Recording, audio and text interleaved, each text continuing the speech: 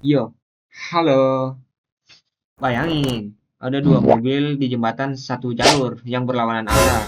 Kalau salah satunya mau ngalah dan mundur Oke. duluan, masalah selesai. Nah, itulah yang namanya sinkronisasi. Proses berganti-gantian, pakai jalur dengan tertib. Tapi, bagaimana kalau keduanya sama-sama keras kepala? Maju, Nggak ada maju, yang mau mundur maju. kan? Ya, hasilnya ya macet total selamanya. Nah, itulah yang namanya deadlock.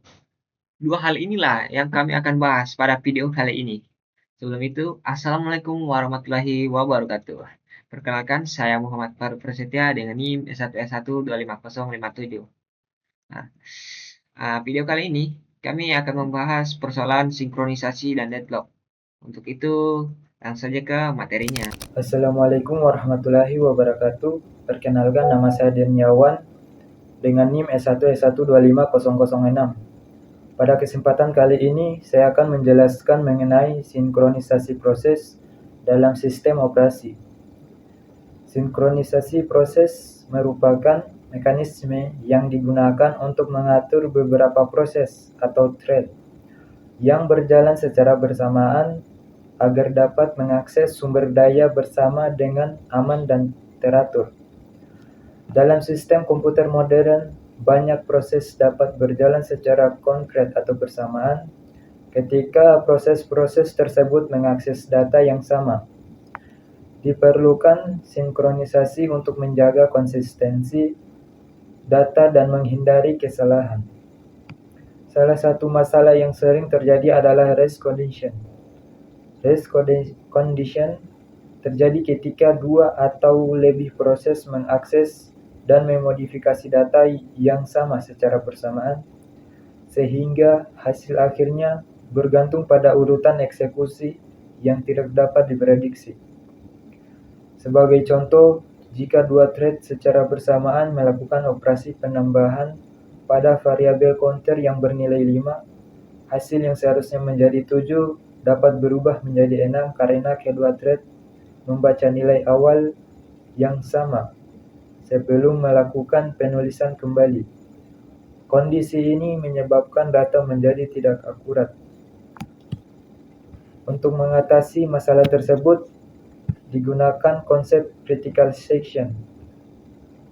Critical section adalah bagian dari program yang mengakses sumber daya atau data bersama. Pada bagian ini, hanya satu proses yang diperbolehkan masuk pada satu waktu. Dengan demikian, proses lain harus menunggu hingga proses yang sedang berjalan selesai menggunakan sumber daya tersebut. Dalam penerapan critical section, terdapat 3 syarat penting.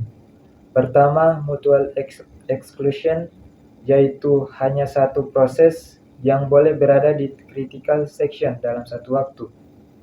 Kedua, progress, yaitu jika tidak ada proses yang sedang berada di critical section, maka proses yang menunggu harus diberi kesempatan untuk masuk. Ketiga, bounded waiting, yaitu setiap proses memiliki batas waktu tunggu sehingga tidak terjadi penundaan tanpa batas. Dengan adanya sinkronisasi proses, sistem operasi dapat menjaga integritas data, mencegah konflik akses, serta memastikan setiap proses berjalan dengan aman dan efisien meskipun dilakukan secara bersamaan.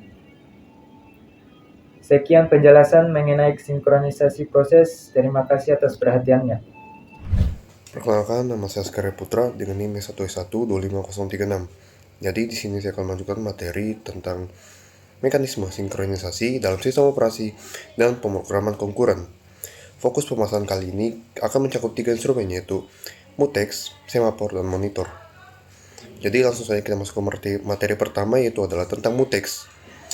Mutex adalah singkatan dari Mutual Exclusion Lock. Secara sederhana, mutex adalah mekanisme penguncian, memastikan hanya ada satu thread yang dapat mengakses suatu resource atau data pada satu waktu tertentu.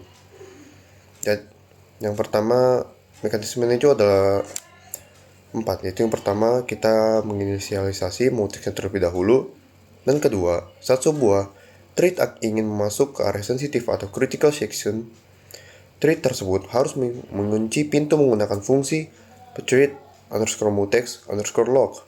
Dan yang ketiga, selama berada di dalam critical section, misalnya saat mengubah variabel bersama, thread lain tidak akan bisa masuk. Yang keempat, setelah selesai, thread tersebut wajib membuka kunci menggunakan thread underscore mutex underscore unlock agar thread lain bisa bergantian masuk. Dan ada 4 karakteristik utama dari mutex yang perlu kita ketahui. Yang pertama, binary.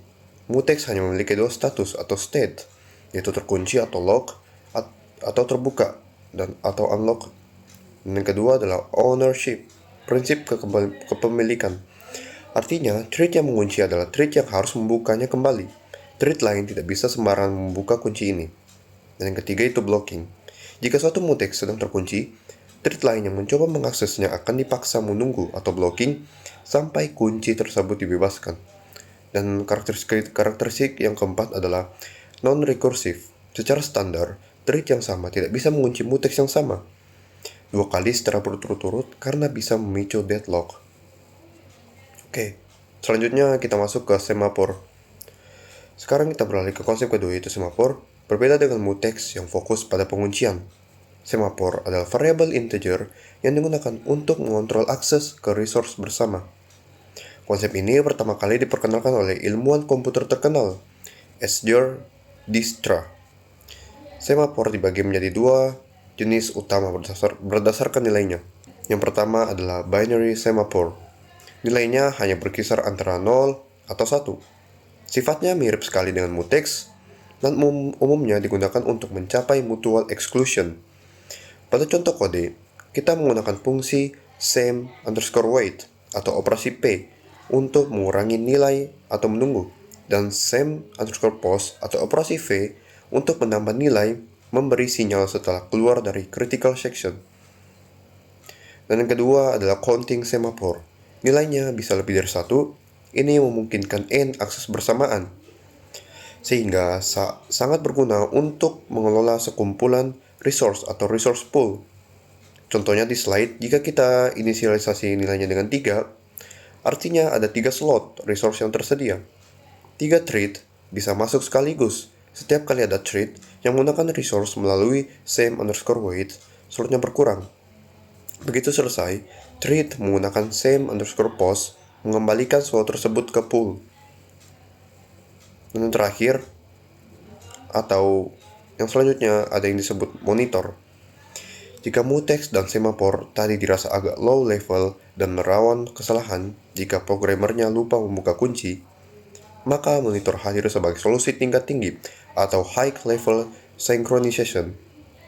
Monitor berbentuk kelas atau modul yang mengkapsulasi data bersama atau shared data beserta prosedur-prosedurnya.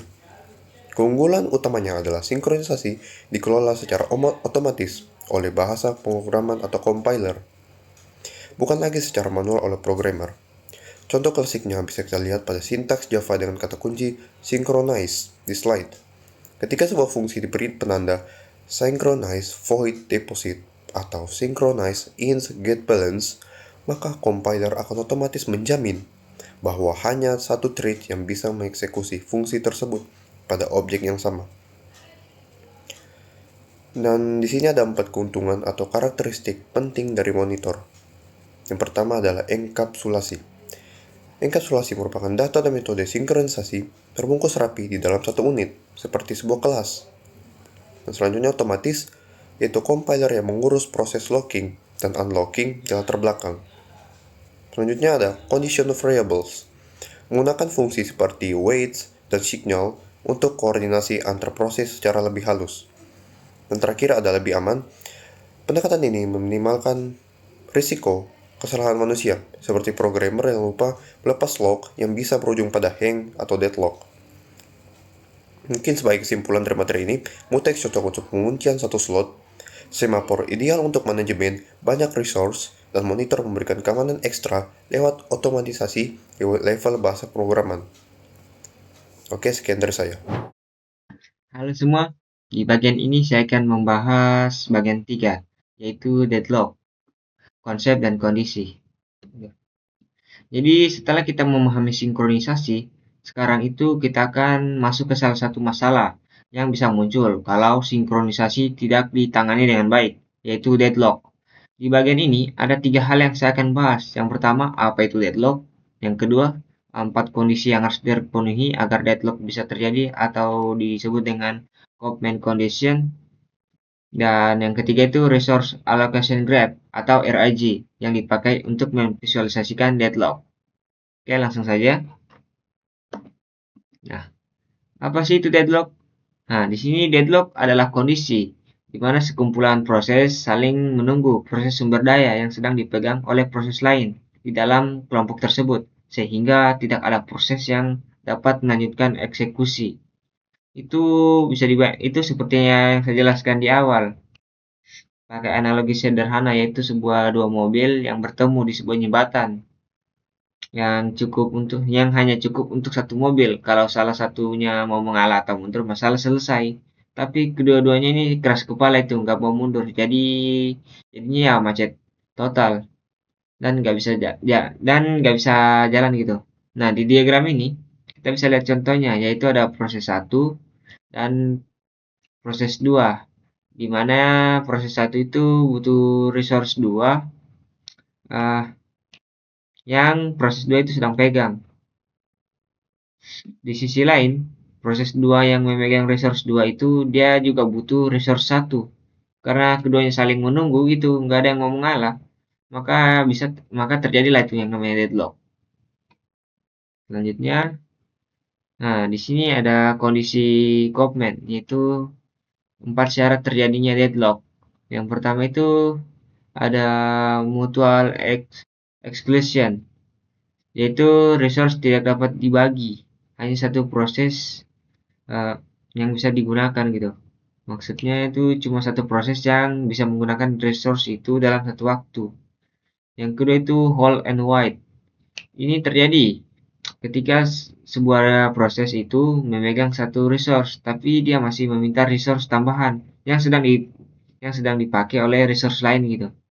Yang ketiga itu no preemption. Artinya resource itu nggak bisa dipaksa diambil dari proses yang sedang memegangnya. Resource itu bisa dilepas secara sukarela oleh proses yang memegangnya. Dan yang keempat itu circle wide. Ini adalah kondisi di mana ada rantai yang melingkar. Jadi proses 1 itu menunggu proses 2. Nah, proses 2 itu menunggu proses 3 dan seterusnya. Sampai proses yang terakhir itu menunggu ke proses 1. Nah, kita perlu ingat itu, keempat kondisi ini harus terjadi bersamaan supaya deadlock itu bisa terjadi. Jadi kalau cuma salah satu mah nggak bisa deadlock itu. Ya, ya nggak akan terjadi kalau cuma salah satu. Atau ketiganya pun terjadi gitu. Yang penting salah satunya itu nggak terjadi maka nggak akan terjadi. Oke. Nah, yang terakhir ini saya akan membahas Resource Allocation Graph atau biasa disingkat RAG. RAG ini adalah graf berarah yang digunakan untuk merepresentasikan kondisi alokasi resource dan permintaan dari proses-proses yang ada. Nah, deadlock itu bisa terdeteksi kalau di dalam graf ini terdapat siklus atau lingkaran tertutup.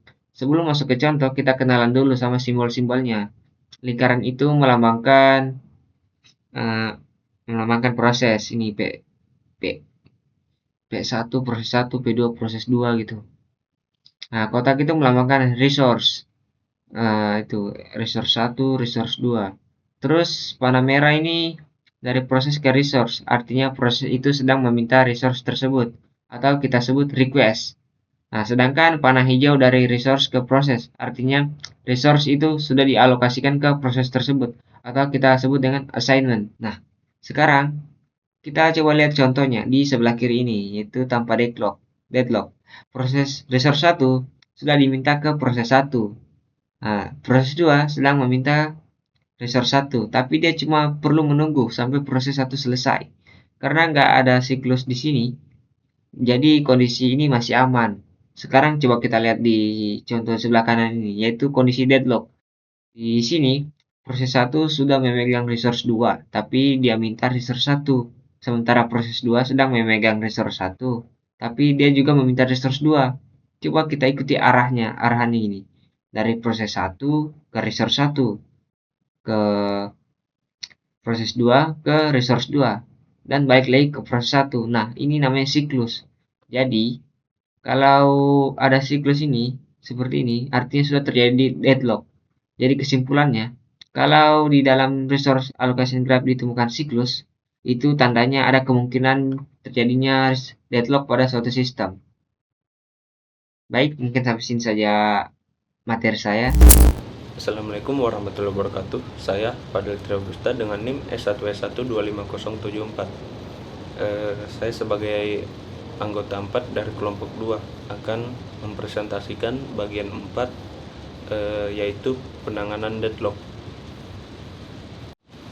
Yang pertama-tama itu strategi penanganan deadlock. Untuk yang pertama yaitu pencegahan atau prevention. Ini adalah langkah proaktif, intinya adalah memastikan minimal salah satu dari 4 kondisi seperti Kaufman tidak terpenuhi sehingga deadlock mustahil terjadi. Lalu yang kedua itu penghindaran atau avoidance. Di sini sistem lebih selektif. Sebelum memberikan sumber daya, sistem akan memeriksa apakah alokasi tersebut aman atau tidak menggunakan algoritma khusus. Lalu yang ketiga di sini yaitu deteksi atau detection. Kita membiarkan deadlock terjadi. Namun, kita secara rutin memeriksa sistem menggunakan algoritma deteksi yaitu berupa siklus untuk mengetahui apakah ada proses yang terjebak. Nah, yang keempat dan juga yang terakhir yaitu ignorasi atau ostrich algoritma. Strategi ini unik karena kita berpura-pura tidak ada masalah.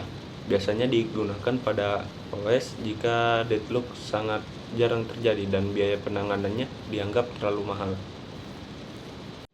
Dan untuk slide berikutnya yaitu algoritma bunker atau bunkers algorithm.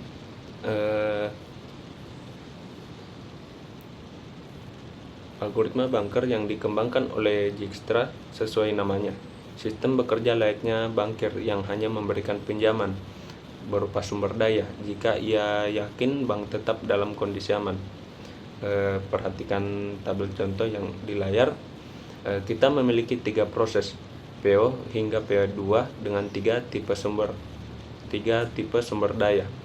Yang pertama, yang A, kita melihat allocation, apa yang sudah dimiliki, dan juga max, kebutuhan total, dan kita harus menghitung need, yaitu sisanya. Lalu yang kedua itu yang B, logikanya sederhana. Jika need suatu proses kurang dari 1 sama dengan available, yaitu sumber daya yang tersedia, maka proses tersebut bisa dijalankan hingga selesai.